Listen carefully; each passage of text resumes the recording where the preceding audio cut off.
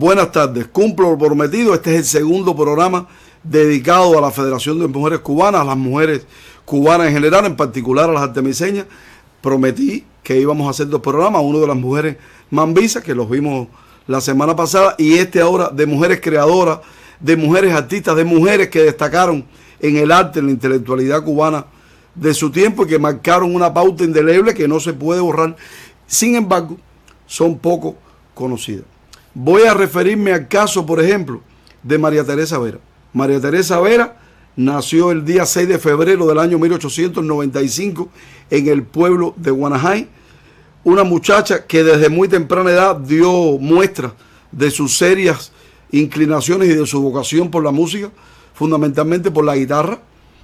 Y a los 16 años, con solo 16 años, y estoy refiriéndome más o menos a los primeros 10 años del siglo XX, cuando las mujeres todavía tenían un grupo de limitaciones y el machismo que todavía prevalece, de alguna manera, en aquel momento era más acendrado. Bueno, María Teresa Vera se estrenó como cantante delante de un público en el Teatro Politeama, allá en la Manzana de Gómez, muy cerca del Parque Central, frente al Parque Central.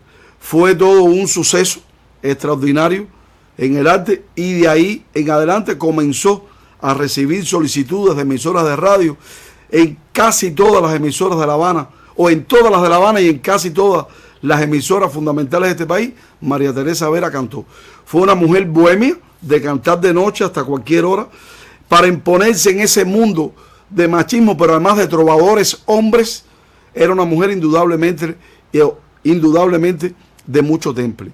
Y aunque no era una gran, o sea, no se dedicó fundamentalmente a la composición, sino a la interpretación, fue una mujer que interpretó canciones de otros autores, fundamentalmente de hombres. Se le conoce más, por ejemplo, por 20 años, que la letra es de Guillermina Aramburu, compatriota suya de Guanajay, y la música de ella. Influyó mucho en María Teresa Vera desde los inicios Rafael Sequeira, un cantante con el cual, o un trovador con el cual grabó 149 canciones en 10 años. Miren, hoy hacerlo en medio de las tecnologías y el desarrollo tremendo de la informática es difícil. Imagínense en aquel tiempo 149 canciones en 10 años.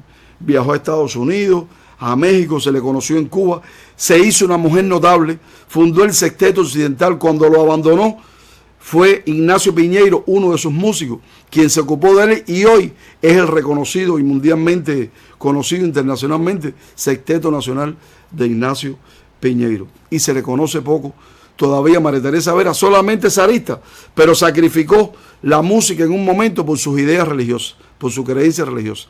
Pero después fue superior la vocación por cantar, y entonces, sin abandonar sus creencias religiosas, volvió indiscutiblemente a deleitarnos con el canto. Y hay canciones maravillosas de la trova cubana que no se pueden olvidar y que tienen mucho que ver con lo que hizo María Teresa Vera con esas canciones.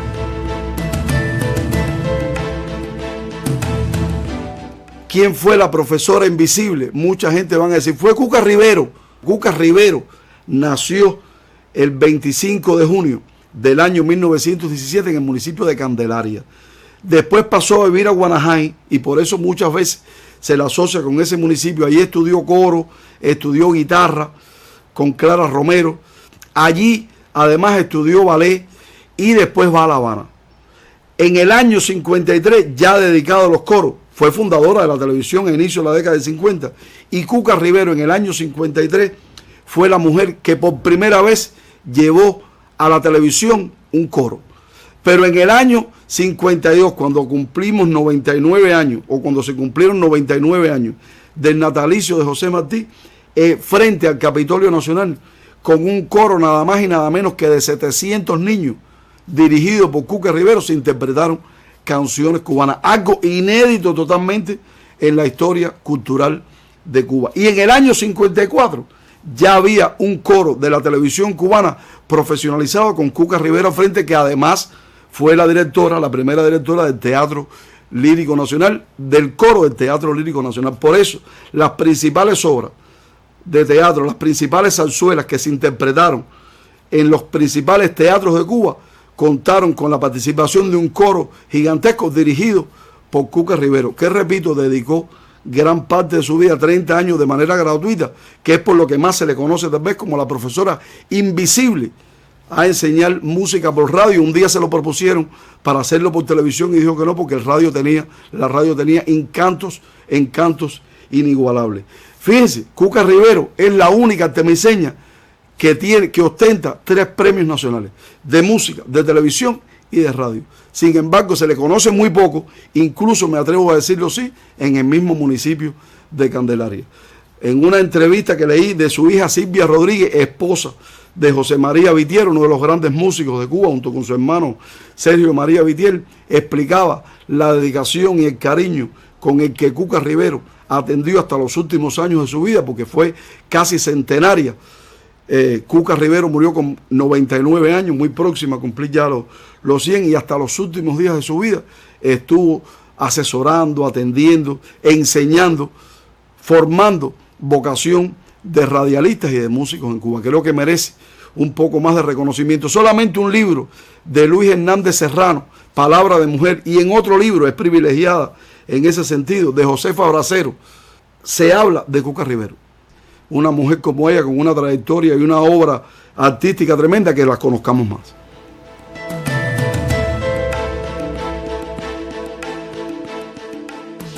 Gilma Madera Valiente nació en el mes de septiembre de 1915 en Bermejales, muy cerca de Aspiro, allá en San Cristóbal. Se le conoce mucho por la obra del Cristo de La Habana y por el Martí que está colocado en el Pico Turquino, pero tiene otras muy interesantes, como esa que está en el Cacahuat, dedicada a la familia Los Pérez, que es una tarja de relieve donde se le rinde homenaje a esa familia que hizo el pacto de silencio tras el entierro de Maceo y de Panchito cerca de Cacahuat, para que no se conocieran ni pudieran los españoles vejar esos cadáveres y que pudieran darse a conocer ya cuando terminara la guerra, que fue lo que se hizo cuando Máximo Gómez estuvo por allá por el Cacahuat y José Lacremos Locke, el general, le entregó esos cadáveres. Bueno, esa tarja conmemorativa a Los Pérez en el Cacahuat la hizo Gilma Madera. Gilma Madera, que sí hizo estudios de academia, sí estuvo en Europa, estuvo en América, en varias academias importantes, se nutrió de lo que más valía y brillaba de la escultura y de las artes plásticas en general, de las artes visuales en general de su tiempo, y que en Cuba, es cierto, tiene 2 obras monumentales. Está, no lo voy a hacer en orden cronológico, ese Cristo de La Habana, que finalmente en el año 58, desde el año 58, corona la entrada de la bahía nuestra de La Habana, y que es todo un espectáculo comparable con otras obras parecidas en el mundo entero, por un concurso que se libera, o sea, se convoca, y ella fue la ganadora. Es una escultura monumental, creo que es la mayor que tenemos en este país, que sin duda deslumbra a todo el mundo. Pero está en Martí del Pico Turquino, que el día 23 de marzo, que el día 23 de mayo del año 1953, a las 10:30 de la mañana, se develó en el Turquino ese busto de Gilma con una tarja, con una frase de Martí, que es sin duda lo que hace menos invisible, hace más visible al Pico Turquino, no solo como la elevación más alta de nuestro país, sino como un lugar histórico desde el cual nos vela, nos cuida el héroe nacional de Cuba. Y hay un libro de Carlos Marchante, que es sin duda que hay que buscarlo, que tiene que ver, que se llama así, con el sol en la frente, que narra todas las peripecias de ese grupo dirigido por el padre de Celia Sánchez Manduley, para poder colocar el busto ahí. Tengamos en cuenta que se hizo en el 53, centenario de Martí, cuando no había una política estatal que defendiera este tipo de proyectos. Yo los dejo para este programa con un audiovisual de otro especialista artemiseño que dice lo que significan estas 3 mujeres para la cultura cubana.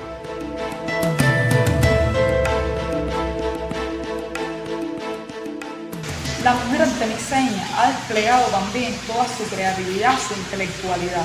Por eso nos honra que precisamente aquí, al oeste de La Habana, numerosas personalidades del sexo femenino hayan enaltecido nuestra historia cultural. Tenemos, por ejemplo, el caso paradigmático de María Teresa Vera, la insigne cantautora trovadoresca, una de las voces más renombradas del son cubano, guanajayense, La voz de María Teresa marcó una generación y marcó las pautas de la historia de la música cubana en esa vertiente trovadoresca del son, en una época donde la mujer tenía que restringirse a determinados cánones morales. María Teresa rompió determinados cánones, estereotipos, y por eso se inscribe como una de las personalidades insignes del panorama sonoro cubano. Tenemos también, por ejemplo, la personalidad de Gilma Madera. Gilma Madera, una escultora, artista visual, como le diríamos hoy en día, san cristobalense, que definitivamente su obra cumbre es ese Cristo de La Habana, pero además desplegó todo un quehacer, también rompiendo mitos y rompiendo estereotipos, porque precisamente la escultura era una vertiente artística más predominante para los hombres, y ella demostró y dotó de cierta feminidad esta vertiente artística, y para eso están sus obras que nos dejan, son testigos de ello. Tenemos también la voz de Cuca Rivera. Cuca fue una de las personalidades que no solamente desde el punto de vista artístico, sino además pedagógico, formó generaciones de cantantes, formó los coros, pero además es una de los íconos de la radio cubana, porque su voz perpetuó la idiosincrasia de una época, de un estado, pero al mismo tiempo dejó el legado femenino en la radio cubana. Tenemos, ojalá muchas veces conozcamos o divulguemos la obra, el quehacer de otras mujeres artemiseñas, como por ejemplo la misma Ofelia Rodríguez Acosta, paradigma de periodista, de escritora, que también rompió moldes, creó muchísimo en diferentes ámbitos, y por ejemplo que no es nacida en Artemisa, pero hizo su labor en Artemisa, y a veces muy olvidada, Julia Montes de Oca, la hermana de la muy renombrada Luisa Pérez Montes de Oca, que también vivió en Artemisa y tuvo una obra, si no tan reconocida, pero sí digna de memoria. Visualizado este material, no digo más. Termino, no sin antes prometerle que pronto vuelvo con otra historia, y usted recuerde, si quiere conversar sobre este tema con otra persona, lo escuchó aquí en Vericuetos.